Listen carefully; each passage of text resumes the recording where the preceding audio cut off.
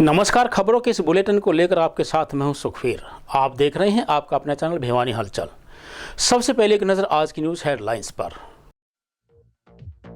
कांग्रेस के सीपीआई से गठबंधन के बाद भिवानी सीट के बदले समीकरण। तोशाम से 19 प्रत्याशियों के साथ भाजपा की श्रुति चौधरी ने भरा नामांकन। भारी भीड़ के साथ कांग्रेस प्रत्याशी ने दाखिल किया नामांकन। कांग्रेस ने समझौते में मार्क्सवादी कम्युनिस्ट पार्टी के लिए छोड़ी भिवानी विधानसभा की सीट। अब खबरें विस्तार से। कांग्रेस नेता नीलम अग्रवाल ने भिवानी विधानसभा सीट से नामांकन पत्र दाखिल किया। नामांकन दाखिल करने के बाद उन्होंने कहा कि कांग्रेस पार्टी हरियाणा में पूर्ण बहुमत से सरकार बनाएगी। कांग्रेस पार्टी का किसी पार्टी से मुकाबला नहीं है। वहीं उन्होंने कहा कि उनको मौका मिला तो भिवानी का विकास वो करेंगी। भिवानी विधानसभा सीट से नीलम अग्रवाल ने अपना नामांकन पत्र दाखिल किया। हालांकि उन्होंने कांग्रेस प्रत्याशी के तौर पर नामांकन भरा था, लेकिन कुछ देर बाद कांग्रेस पार्टी ने गठबंधन के तहत भिवानी की सीट सीपीआई को दे दी। गठबंधन के कॉमरेड ओम प्रकाश साझा उम्मीदवार होंगे। आज लोगों ने और ऊपर कांग्रेस से सीनियर लीडरशिप से आदेश के, और मैं यही कहूँगी कि आने वाले समय में यहाँ भिवानी का जो विकास करना है वो आपको दिखेगा। कई दफ़ा बातों में हम सब लोग बहुत बड़ी बड़ी बातें करते हैं, लेकिन एक विज़न लेके हम लोग यहाँ पे आए हैं और ये बहुत सालों का संघर्ष है।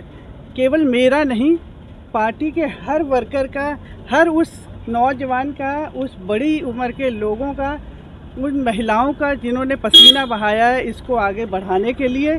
आज वो समय आया है कि हम लोग उस लायक हुए हैं कि हम यहाँ पे कुछ करके दिखा सकें।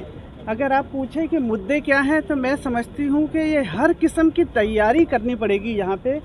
आज आम व्यक्ति भी पानी से त्रस्त है, सिक्योरिटी से त्रस्त है, एक तकलीफ़ों से गुजरा है, चाहे बिजली का है, चाहे अच्छी शिक्षा का है, चाहे सिक्योरिटी का है। तो मैं कहूँगी कि अस्पतालों को देख लीजिए, उन सब को धीरे धीरे हम लोग बहुत ऊंचाइयों पे लेके जाएंगे, उनको उनकी दशा और दिशा को ठीक करेंगे। तो यही करने के लिए आज ये सब कुछ हम लोग आज इस मुकाम पे पहुँचे। वहीं आम आदमी पार्टी से इंदु शर्मा ने भिवानी विधानसभा क्षेत्र से पंजाब के परिवहन मंत्री लालजीत सिंह भुल्लर की उपस्थिति में नामांकन पत्र दाखिल किया।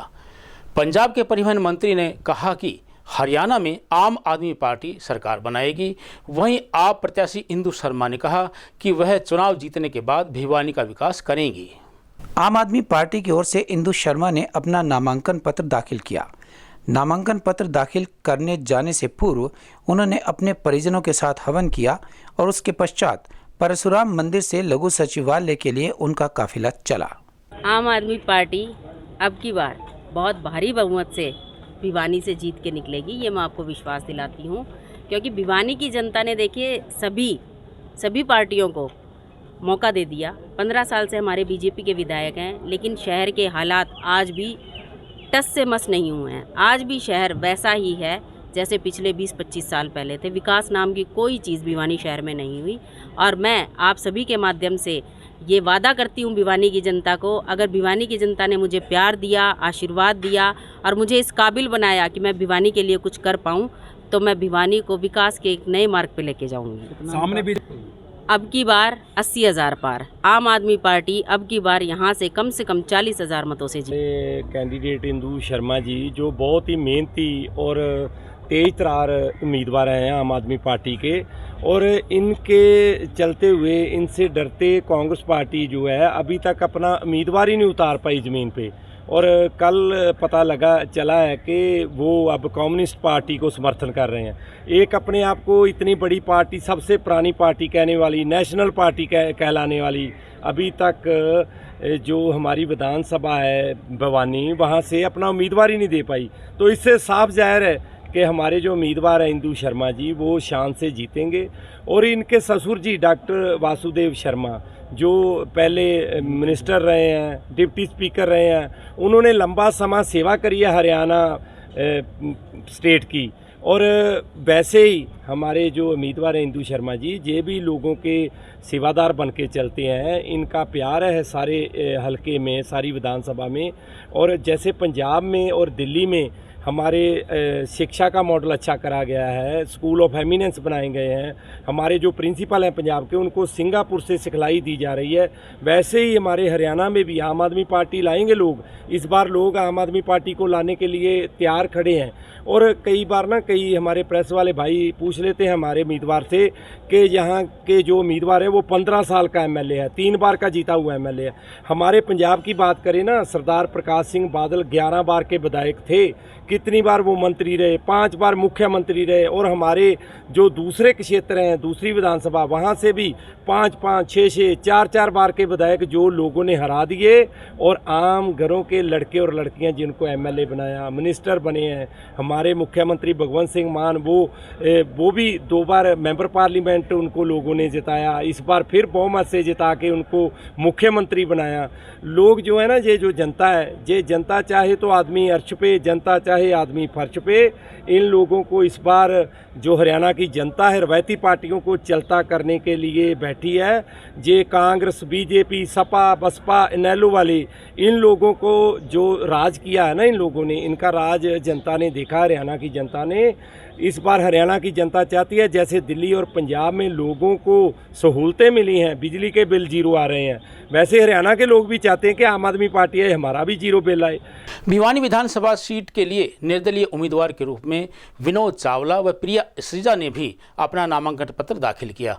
बवानीखेड़ा से कांग्रेसी उम्मीदवार प्रदीप नरवाल जब नामांकन पत्र दाखिल करने आए तो उनके साथ भारी भीड़ थी। लघु सचिवालय परिसर में अनियंत्रित भीड़ को देखकर डीसी महावीर कौशिक ने खुद मोर्चा संभालकर अनियंत्रित भीड़ को काबू किया। इनके अलावा नामांकन दाखिल करने के अंतिम दिन पार्षद विनोद चावला, भाजपा नेत्री प्रिया असीजा ने निर्दलीय उम्मीदवार के रूप में नामांकन दाखिल किया। नामांकन प्रक्रिया के दौरान लघु सचिवालय परिसर में प्रत्याशियों के साथ आई भीड़ अनियंत्रित हो गई।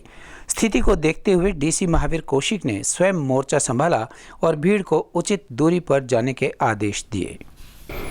नामांकन प्रक्रिया के अंतिम दिन बवानीखेड़ा विधानसभा की सुरक्षित सीट से प्रदीप नरवाल ने कांग्रेस पार्टी प्रत्याशी के रूप में अपना नामांकन पत्र दाखिल किया। इस अवसर पर हिसार के सांसद जयप्रकाश सहित हजारों की संख्या में कार्यकर्ता उपस्थित रहे। सांसद जयप्रकाश ने कहा कि हरियाणा में कांग्रेस पार्टी की पूर्ण बहुमत से सरकार बनेगी। कांग्रेस पार्टी ने सभी विधानसभा क्षेत्रों से जीतने वाले उम्मीदवार को ही टिकट दिए हैं।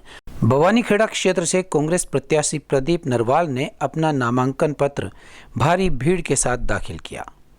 हम सब की विचारधारा कांग्रेस पार्टी के जननायक आदरणीय राहुल गांधी जी का, मेरी नेता और जिन्होंने हमेशा मुझे मौका दिया है राष्ट्रीय महासचिव आदरणीय दीदी प्रियंका गांधी जी का, हमारे प्रदेश अध्यक्ष उदयभान जी, प्रभारी बावरिया जी, और हमारे नेता प्रतिपक्ष पूर्व मुख्यमंत्री जिनकी उंगली पकड़ के हम सब लोग यहाँ सारे कैंडिडेट खड़े हैं, माननीय भूपेंद्र सिंह हुड्डा जी, हमारे लोकप्रिय सांसद और हरियाणा के जन जन के नेता जिन्होंने यात्रा की हरियाणा मांगे हिसाब, जिसके कारण हरियाणा में पूरी लहर है कांग्रेस पार्टी की।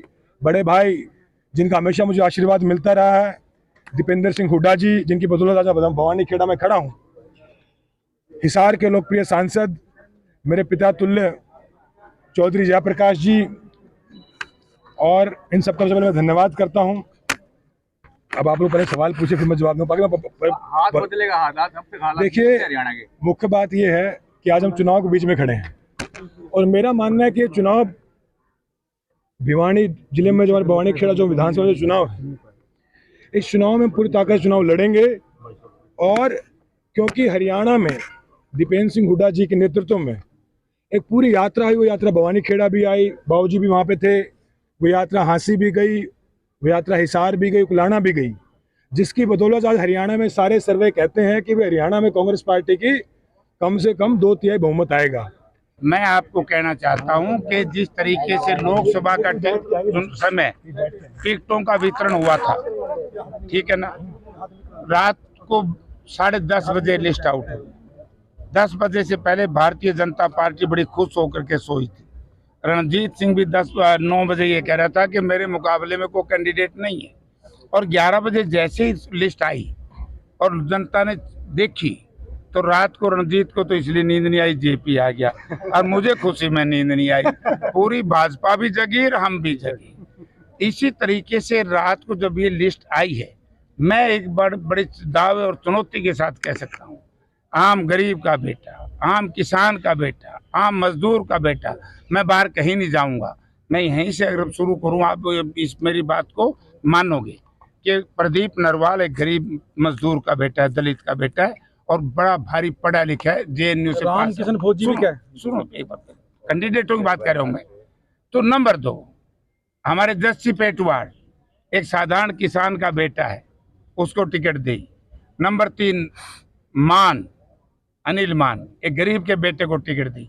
मक्कड़ का पोता यानी कि एक नौजवान बच्चा है, उस बच्चे को टिकट दी। सबसे हमारा एक साथी है उकलाना से नरेश सेलवाल, गरीब के बेटे को टिकट दी है। 2 बैकवर्ड क्लासेस के लोगों को टिकट दी है, रामनिवास घुड़ेला को और चंद्र प्रकाश जी को। यानी कि इतनी बढ़िया टिकटें दी। अरे इतनी बढ़िया टिकटें देगा, बाहर भीतर के राजस्थान तो सारे उरे के। कांग्रेस की टिकट कट जाने के बाद पूर्व CPS रामकिशन फौजी ने निर्दलीय उम्मीदवार के रूप में नामांकन पत्र दाखिल किया।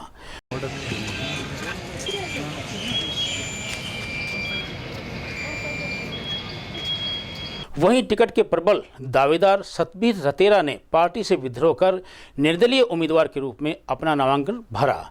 इनके साथ ही JJP से गुड्डी लांग्यान और इनेलो बसपा से संदीप कुमार ने नामांकन पत्र दाखिल किया।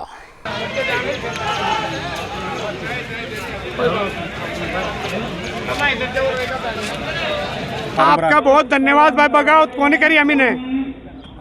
मैं तो कांग्रेस पार्टी का सिपाही हूँ। कांग्रेस पार्टी की लड़ाई लड़ी है, चौधरी भूपेंद्र सिंह हुड्डा के नेतृत्व में लड़ाई लड़ी है, दीपक बावरिया जी के नेतृत्व में लड़ाई लड़ी है, चौधरी उदयभान के नेतृत्व में लड़ाई है।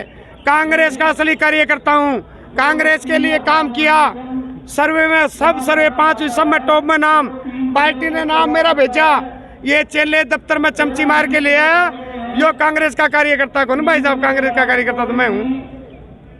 क्या कहेंगे, क्या फिर नेता चुनाव लड़ रहे हो आप? बगाओ थोड़ी है, जनता मेरे के लिए। आप चुनाव उम्मीदवार के लिए आप क्या कहेंगे? चौधरी भूपेंद्र सिंह हुड्डा का आशीर्वाद है, चौधरी दीपक बावरिया का है, चौधरी उदयभान जी का है। भाई दीपेंद्र हुड्डा का मामला एम्पियर है ना, आज हुए कैसे गिल्ला मेरे से इसने जमाने जब्त कराया कि उल्टा सोनीपत यूपी भेज दें। चेला यूपी में फाइल टाले लेगा, चेले गाड़े कुछ कौन रहे। हल्की समस्या की बात नहीं के थाड़ है, यो आया कहते समस्या तो हम ही ने बेरा है, समस्या नरी है। वो चेले तो पूछ के समस्या के हैं, पूछ रहे हैं तूने कह तेरा वोट से जीरो साइज का तो वोट टेको नहीं इसका तो पूछ ले भाई, तो फिर क्या हुआ? तोशाम विधानसभा क्षेत्र से भाजपा प्रत्याशी श्रुति चौधरी ने अपना नामांकन पत्र दाखिल किया। इस अवसर पर उनके साथ भाजपा प्रभारी विप्लव देव, सांसद धर्मवीर सिंह व सांसद किरण चौधरी उपस्थित रही। सांसद किरण चौधरी ने कहा कि वे चौधरी बंसीलाल द्वारा करवाए गए विकास कार्यों को आगे बढ़ाने का काम करेंगी। वहीं श्रुति चौधरी ने कहा कि तोशाम क्षेत्र के लोगों के परिवारों से उनका सीधा जुड़ाव है।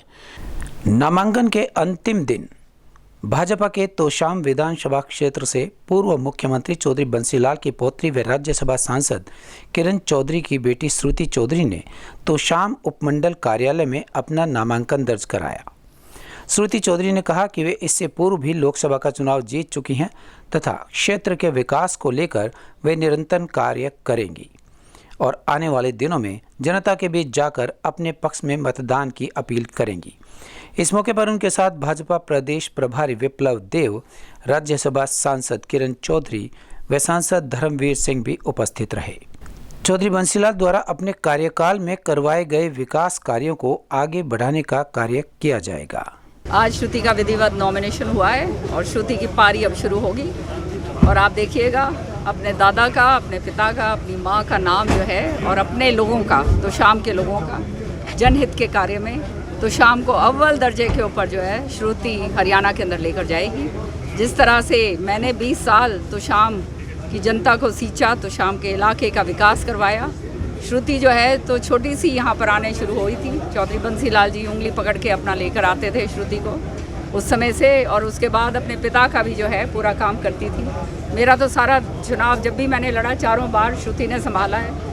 तो शाम का तो चप्पा चप्पा श्रुति जानती है, तो शाम के लोगों को जानती है। ये हमारा परिवार है, हमारा घर है। बहुत मान सम्मान प्यार हमारे लोगों ने दिया है, और मैं तहे दिल से नतमस्तक होकर सारे मेरे तो शाम के लोगों को धन्यवाद करती हूँ। मैं तो शाम के सभी सम्मानित लोगों से आज प्रार्थना करती हूँ कि मुझे जिताएं, ताकि आने वाला टाइम उसी तरीके से हम काम कर सकें जैसे किया है। गांव-गांव में विकास किया है, कोई ऐसा काम नहीं जिस पे घोर से घोर विरोधी भी नहीं कह सकता जहां काम नहीं हुआ। उस काम को आगे बढ़ाएंगे।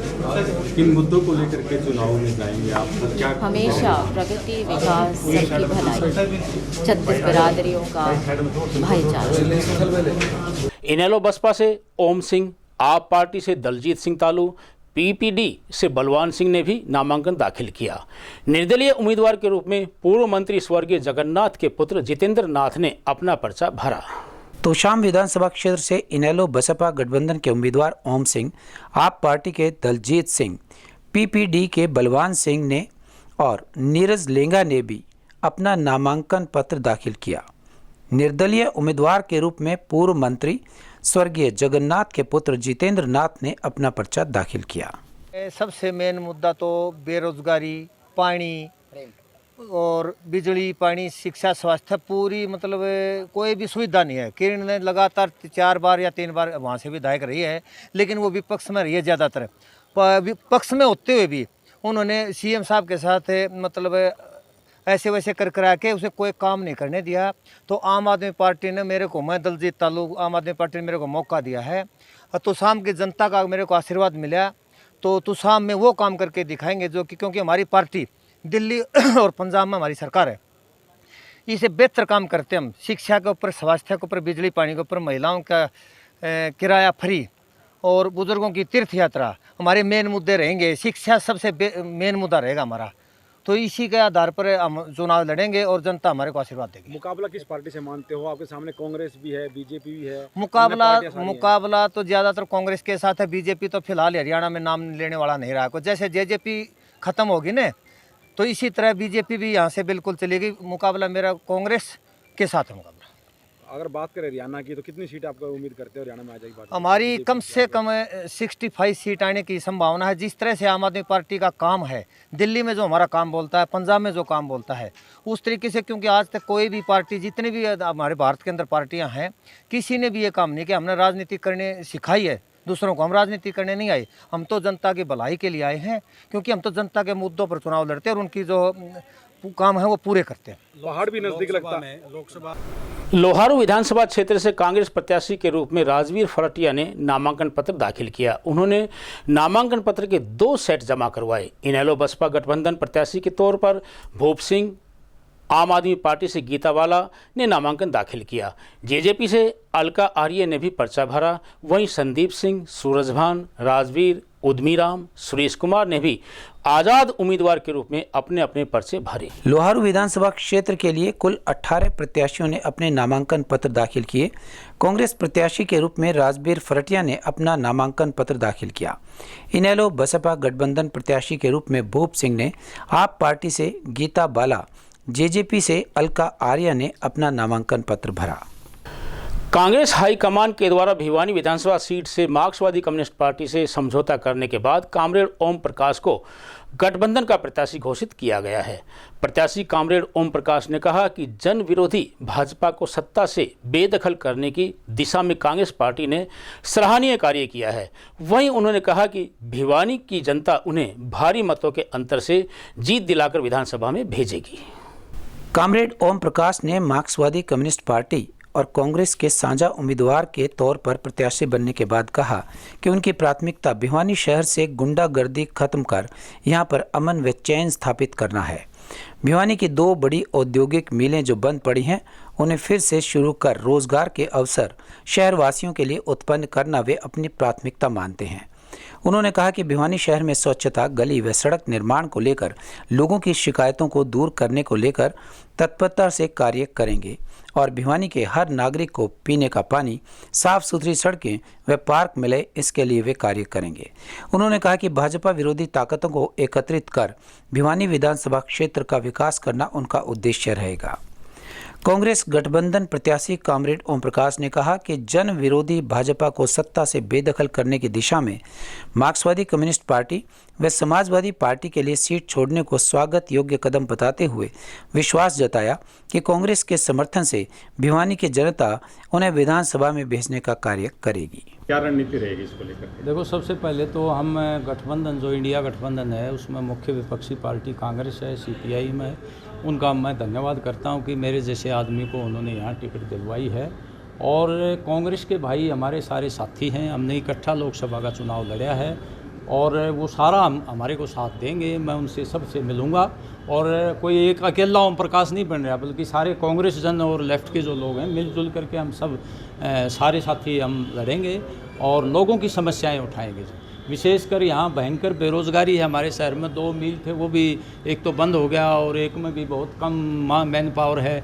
हम कोशिश करेंगे, हमारी सरकार आएगी गठबंधन की तो यहाँ कोई बड़ा कारखाना लगे और जो गरीब लोग हैं उनके लिए मनरेगा भी शहर में लगे और सीवरेज, पानी, बिजली, लाइट, गलियाँ, ये सारी व्यवस्था हम देखेंगे और भ्रष्टाचार के खिलाफ लड़ाई लड़ेंगे, गुंडागर्दी के खिलाफ लड़ेंगे। शहर में हमारे आने के बाद कोई गुंडागर्दी का माहौल यहाँ नहीं मिलेगा, हम उसको दुरुस्त कर देंगे प्रशासन पर दबाव डाल के और गुंडों को भी ये पता लग जाएगा कि भाई अब यहाँ जगह नहीं है।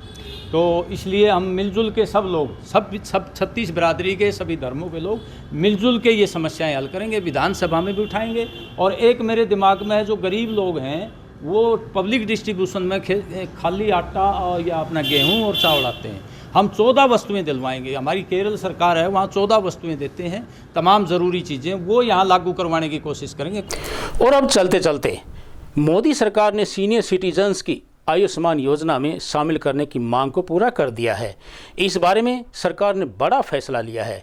इस योजना के तहत 4.5 करोड़ परिवारों के 70 साल से अधिक उम्र वाले 6 करोड़ सीनियर सिटीजन्स को 5 लाख तक का इलाज मुफ्त मिल सकेगा। केंद्रीय मंत्री अश्विनी वैष्णव ने बताया कि अब 70 साल से ऊपर के सभी लोग आयुष्मान भारत PM जन आरोग्य योजना में शामिल होंगे। मोदी कैबिनेट ने इस फैसले को मंजूरी दे दी है। लोकसभा चुनाव से पहले जारी भाजपा घोषणा पत्र में ये बात कही गई थी कि सरकार के मुताबिक 6 करोड़ सीनियर सिटीजन्स को 5 लाख तक का इलाज मुफ्त मिलेगा। इसमें देश के करीब 4.5 करोड़ परिवार शामिल होंगे। केंद्रीय मंत्री अश्विनी वैष्णव ने कहा कि शुरुआत में योजना के लिए 3,437 करोड़ रुपए खर्च किए जाएंगे। जैसे जैसे लोग इस योजना से जुड़ेंगे, इसका दायरा भी बढ़ाया जाएगा। कहा गया है कि 70 साल की और उससे ज़्यादा उम्र के सभी बुजुर्ग, चाहे उनकी आर्थिक स्थिति कैसी भी हो, वे इस लाभ का फ़ायदा उठा सकेंगे। उनके लिए एक नया अलग कार्ड जारी किया जाएगा। इससे सीनियर सिटीजन्स हर साल 5 लाख रुपए तक के मुफ्त इलाज करा सकेंगे। और अंत में फिर से एक नज़र आज की न्यूज़ हेडलाइंस पर। कांग्रेस के CPI से गठबंधन के बाद भिवानी सीट के बदले समीकरण।